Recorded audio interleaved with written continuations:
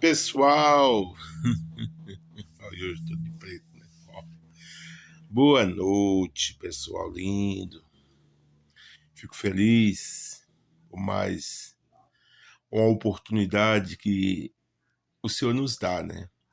Eu costumo falar que quando nós passamos dos 50, aí entramos nos 55, passamos dos 55, entramos nos 60, passamos dos 60, começamos a entrar nos 65.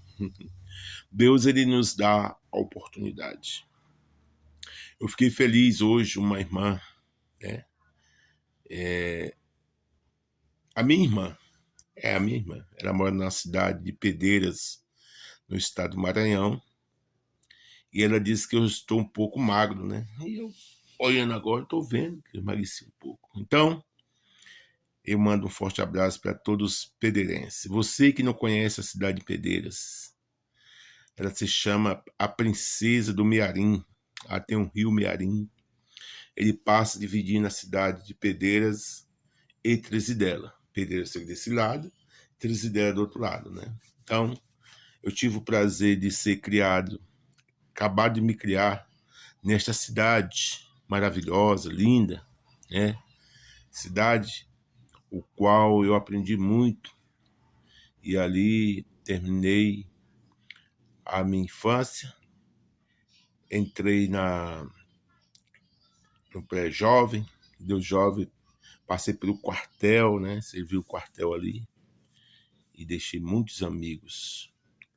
E hoje, aí Jesus me trouxe aqui para o estado de São Paulo, né? Então tem grandes amigos ali que acompanham nosso trabalho e eu deixo aqui o seu convite, né?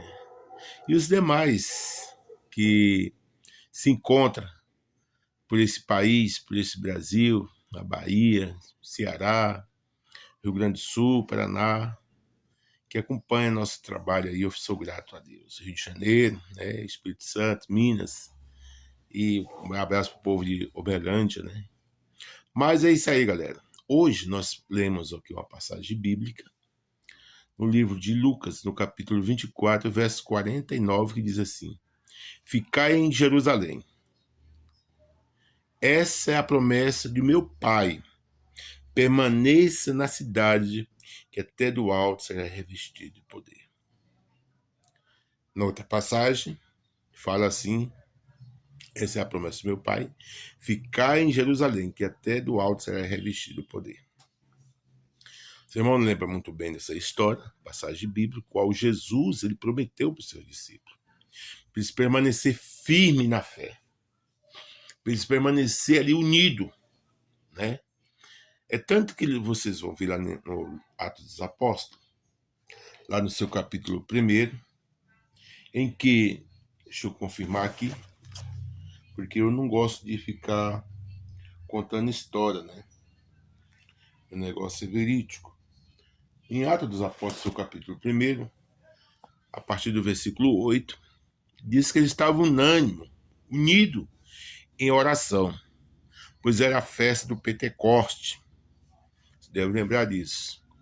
E ali havia várias pessoas de várias regiões, pessoas de várias línguas, que falavam outras línguas, né? E foi vista entre aqueles homens línguas repartidas como de fogo, o qual as pessoas se admiravam. Eles não estão falando a minha língua? Outros, não. Mas não são todos dessa terra? Por que está falando a minha língua? Isso se cumprindo com o evangelho do Pai, e tem que ser pregado aos 4 cantos do mundo, seja Mateus, Marcos, Lucas e João, os 4. Pregado em os 4 cantos do mundo, conforme a sua língua. E naquele dia foi mostrado o poder de Deus sobre a vida daqueles homens. Foi vista entre eles língua como repartida de fogo. Cada um falava a sua língua, uns o português, outro francês, outro espanhol, outro alemão, outro japonês, mandarim, o crioulo. E assim sucessivamente eles iam falando cada língua, né? Você que não conhece o crioulo, é uma língua muito fácil, melhor do que o mandarim. É uma língua boa de falar, né? E eu tive o prazer de aprender algumas frases no crioulo, né? E a gente vê que o Evangelho de Cristo hoje está espalhado entre as pessoas, mas tem um negócio, em que muitos se tornaram empresários da fé e estão esquecendo de pregar o reino de Deus. Estão pregando prosperidade. Jesus diz que primeiro nós temos que buscar o reino de Deus, o reino do céu, e as demais coisas vos serão acrescentadas.